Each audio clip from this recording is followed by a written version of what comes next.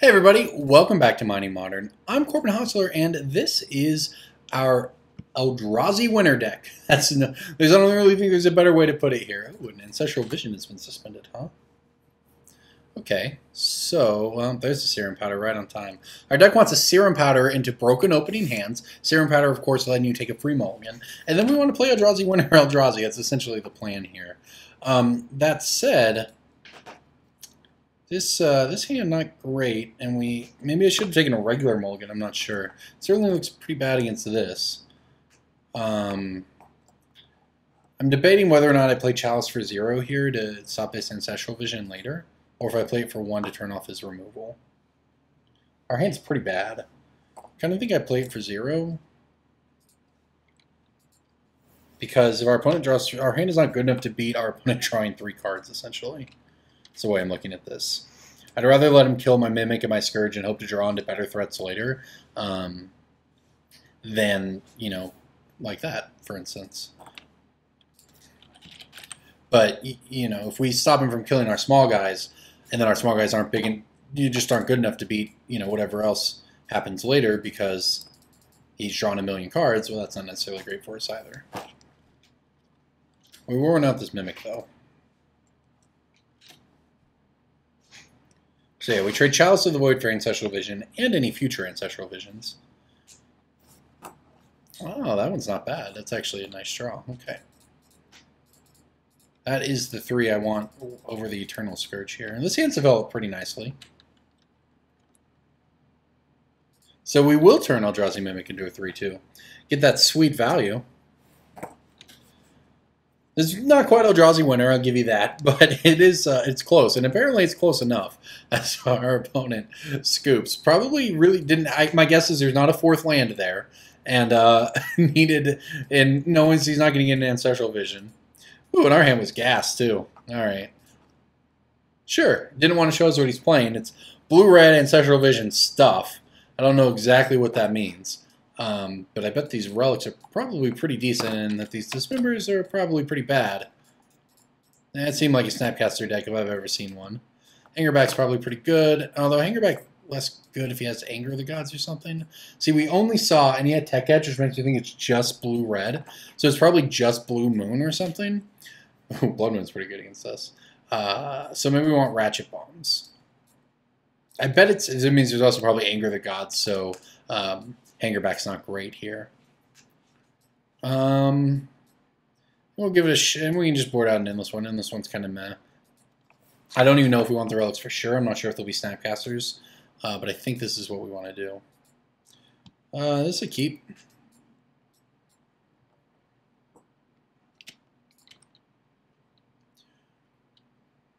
Alright, I guess there's no reason not to just try to turbo it on out here.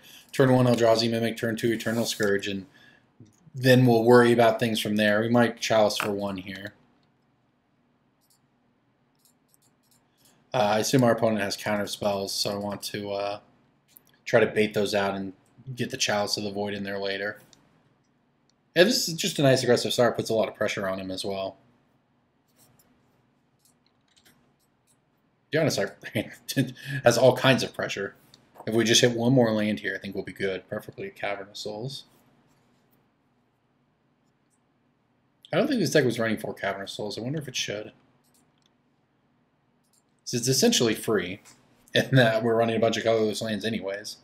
Although all the colorless lands do stuff, so you know you actually do give up something for it, but still. All right, well, try it again. The rare Eternal Scourge in the graveyard.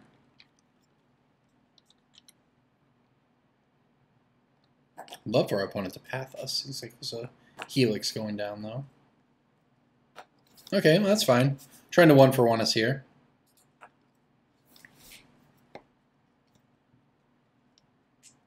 We have great card. I mean, the fact that we're, you know, see, we're mana screwed, and that usually beats Mana Flood. Okay, there we go. And the fact we're actually putting pressure on here, on top of that, is pretty good. I'm going to slow it down a little here, I think. I think that I'm going to go for this Mimic. See if we can bait out a counter. You know, if our opponent gets... Okay, he didn't. Fair enough. You know, so if our opponent gets greedy and Cryptic Commands or something there, and then we get a Resolve Chalice of the Void for 1, that would have been pretty good. We'll make him think about this Relic, though. And the end game to all of this is hopefully we run our opponent low on resources through whatever means, and then we obviously slam Thought-Knot into Smasher, and he doesn't have answers to them.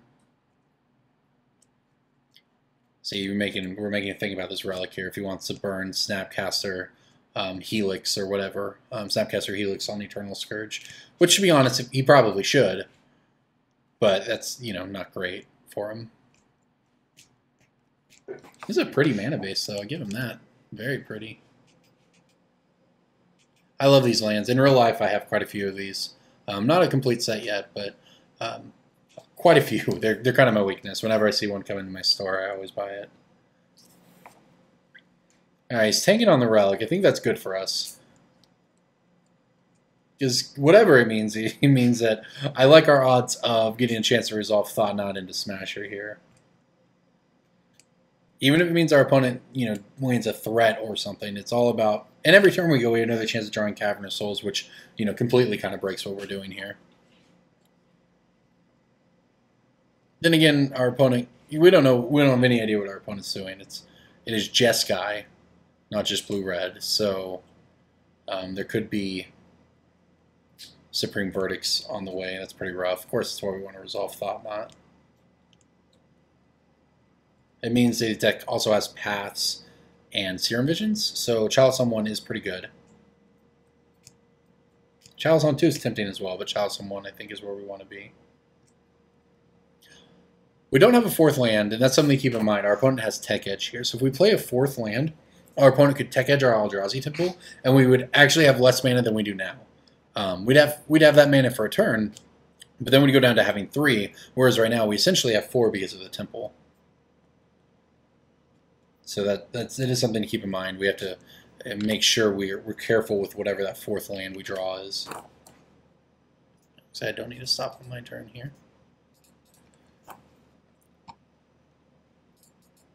Alright, make our opponent exile a card. He tanked really hard on that Relic. Well, that or it was just, you know, getting a drink. That's the... In real life, you always know the difference. But in Magic Online, you never know if your opponent just wanted to go get it. You maybe need to go to the restroom, right? So I could play his entire game thinking, oh, he's got Snapcaster and he's trying to figure out what to do about this Relic, when in reality, like, the pizza man got there or whatever. So we'll see. And then again, he is tanking again on just exiling a card, and this shouldn't be hard, because you should just be able to exile the Flooded Strand and move on. So maybe it is a getting a drink thing. All tabbed. Let's see. Depending on what we draw here, I think the plan will be to try the Chalice for 1. It does depend on. That's not bad. Not great, but not bad. It's actually kind of better than a 4th land. We start by attacking though. Our opponent has Resto Angel or something, then they have Resto Angel, that's fine.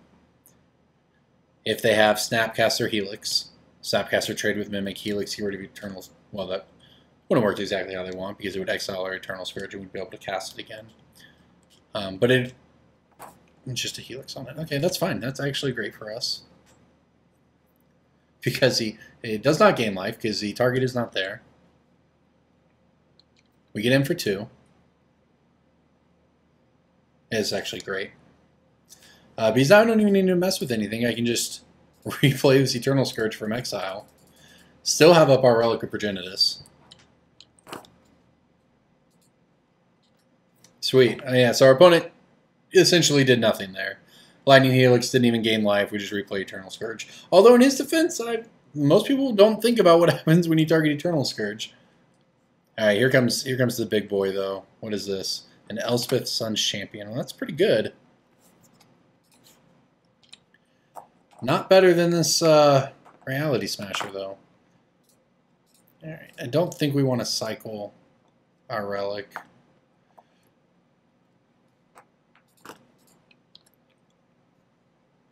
Alright, so yeah, like I said, if we play this, then we get Tech Edged.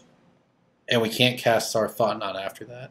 So I think what I actually do is just add the mana and exile the Spirit Guide to play the Smasher. I haven't actually done math here. I know that this is the play we want to make, but I actually haven't done the math to see what it does to Elspeth. I think we can only knock Elspeth to 1, which is pretty bad for us, but it is what it is. Because he can block on the Eternal Scourge and the Mimic and block here and take 4 and knock Elspeth to 1. So yeah, not great. Not great for the home team, but not the end of the world either. It means our opponent cannot -3 to destroy our creatures. Now, we're really in trouble if this is a verdict or something, we're just dead. Yeah, okay, I guess we're just dead. Yeah, I don't know.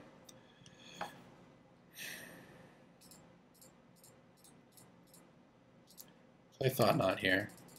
I don't think we're going to be able to beat this.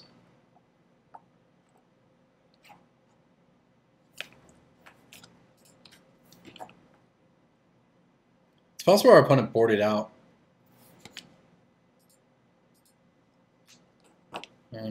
Okay. Well, this is all fairly bad for us. Yeah, we're just dead. We're not going to beat this. Okay, good to know. There are still 1-mana spells in there, so that's good to know. I think I would like some Pithing Needles. I do not want this Endless one.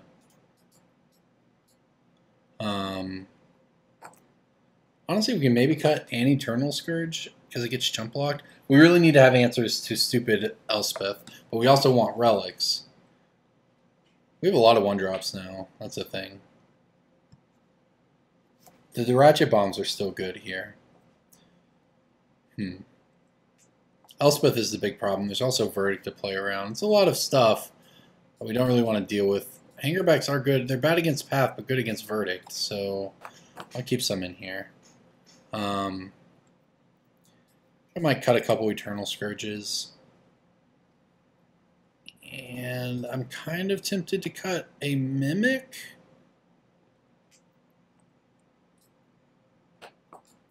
Yeah, we'll cut a Mimic.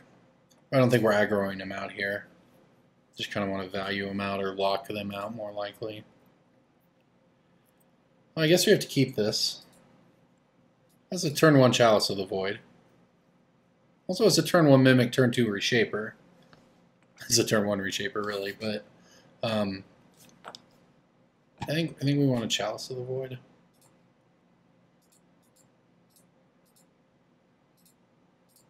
I think we want to. So the problem is we do have a lot of 1-drops we want to cast, but I think the idea here is our opponent will either be hurt by it more than us, or we'll get rid of it, allowing us to then cast those 1-drops we have. Yeah, Ancestral Vision, huh?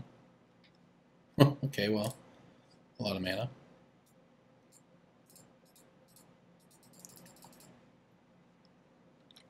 This amount of mana would be great if we had a slightly different hand. I played this first because it's better against the Lightning Helix. Okay, that's not bad.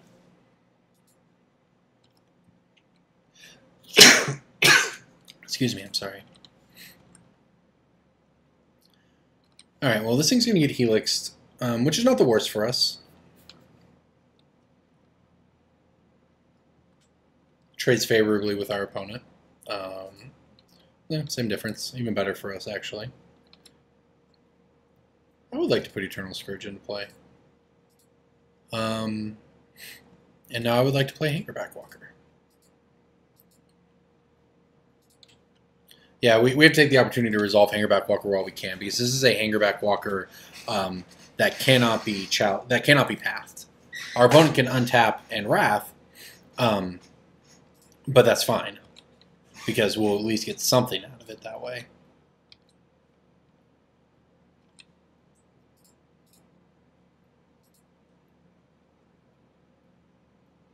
And in fact, it makes me want to not play the Mimic here, because I anticipate a Supreme Verdict coming up. But there wasn't, huh? Okay. I wonder what we do with this. If we keep it on 0, we kill tokens. If we take it up, we could conceivably take it all the way up to 6 and just have an onboard answer to Elspeth. I think it's more likely we want it on 0, though. Hard to say, but... Okay, it's not a bad draw. Down in there with Eternal Scourge. Snapcaster Blessed Alliance. Sure thing.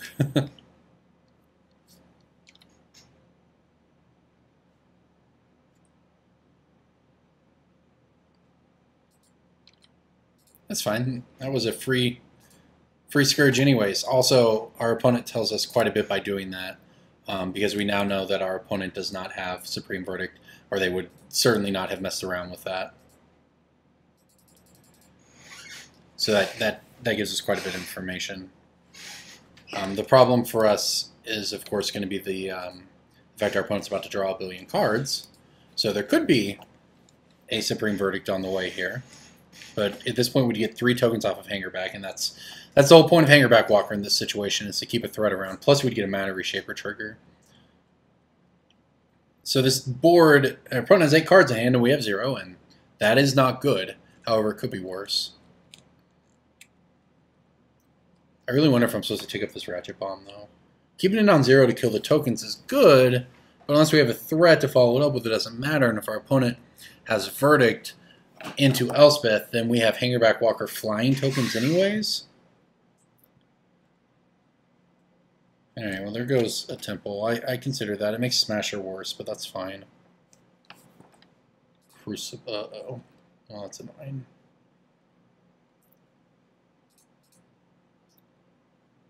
In fact, I'm going to go ahead and take this. Our opponent didn't even have another. Well, he wants to take Edges out of the game.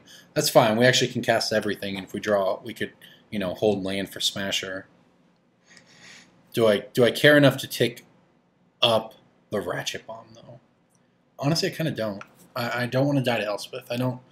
We don't need to play a bunch of lands, so... Okay. I guess we do it for 0. Go ahead and attack first here. Wonder if it's time to get in there with Hangerback Walker. I kind of think it might be.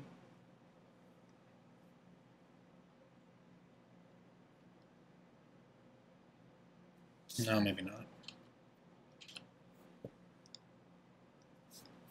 I don't know. I don't know how this game's going to go here.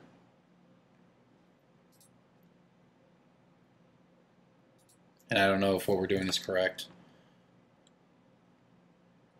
The problem with Ratchet Bomb for 0 is it kills our Chalices. But it would also kill our Hangerback and give us a bunch of tokens.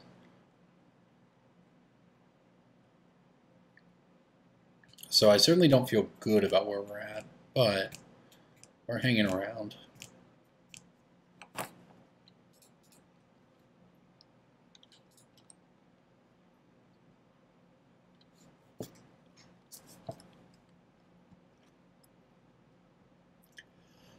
I think I get in there this time. I think it's time.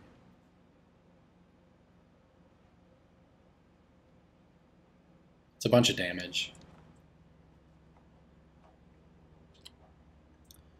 That Snapcaster doesn't do much. This is just the old value Snapcaster on Reshaper block. That's pretty good for us. We're going to see what we get here. I would like to put Eternal Scourge onto the battlefield. Alright, go ahead and play the Serum Powder. Which is in fact mana that can't be tech edged too. Now our opponent could Elspeth here, which... Oh good, great, they don't have it. So that's pretty good for us. What they do have is a Celestial Colonnade block. So that's annoying. The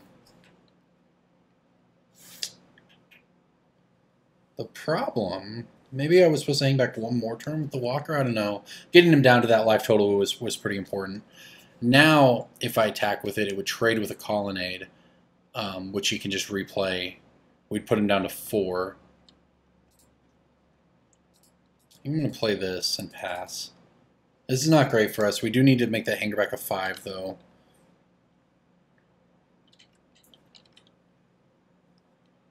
Five is the safer number here.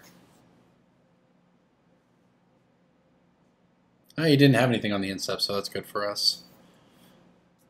Yeah, the problem with trading it with Colonnade is that he then wraths and we lose the game. So we need to be able to play this a little slower. Opponent has a bunch of mana, but seemingly not much to do.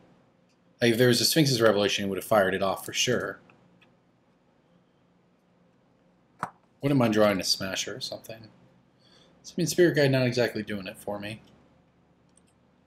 The good news is now we can attack with the team, maybe. We can attack with the Hangerback Walker for sure. Problem is we need to attack with something else so we don't get Blessed Alliance out of the game. So I guess it's the Scourge, at which point it's just the team.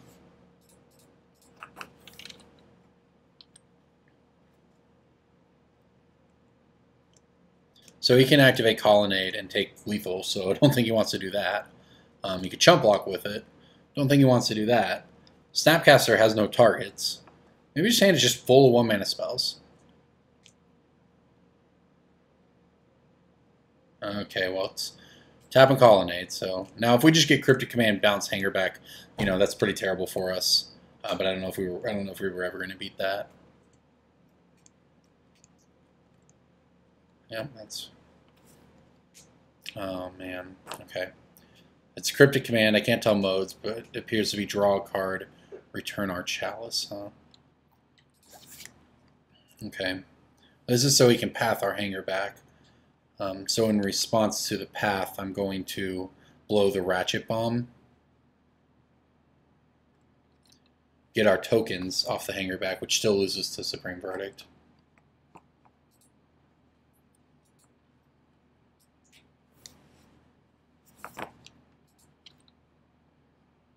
Plus side, our opponent takes 5. Do I want to turn them into 1/1s? I do not.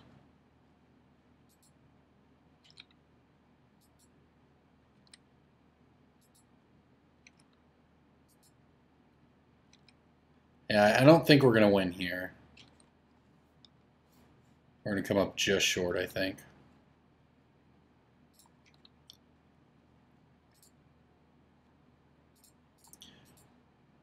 Problem is, gosh, we just can't do anything about our opponent verdicting away our board.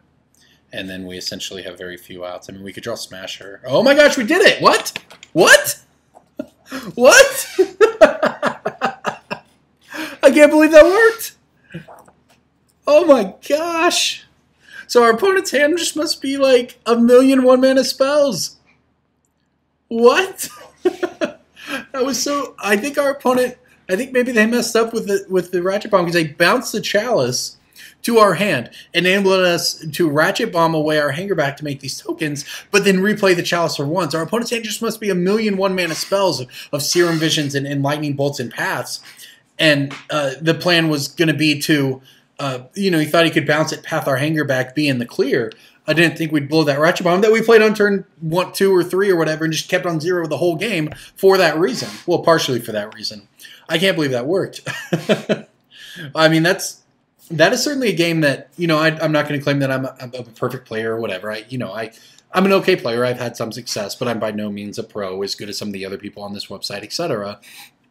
But I have played basically 1,000,000 games of Merfolk versus Control because Merfolk's my thing. I love Merfolk. So I have learned, you know, about the playing around Verdict as best you can game, etc. What kind of matters against Control, and you can't be afraid to play a long game as long as you can set up these checks for the future. And in this case, we sort of had that trick up our sleeve. Now, our opponent, I think if they had seen that, would have opted to bounce our Hangerback at some point in that game, and then try to counter it on the way back down, etc. Because bouncing Hangerback would have been incredibly better there. It also means that, you know, maybe they can follow up with a Verdict and then just use Celestial Colonnade, but just bouncing that would have bought him like 5 turns, and you have to think that he's top decking better than me in a situation where he has infinite land drops out of his graveyard, including Tech Edges if we play more lands, probably has some Sphinx's Revelations hidden in there, has Elspeth, etc., etc. So I didn't expect that to work, but we did play to have those outs, and it worked. So great. I like it. Thank you for watching. This thing has been a lot of fun. I'm enjoying it. So thank you for watching, everybody.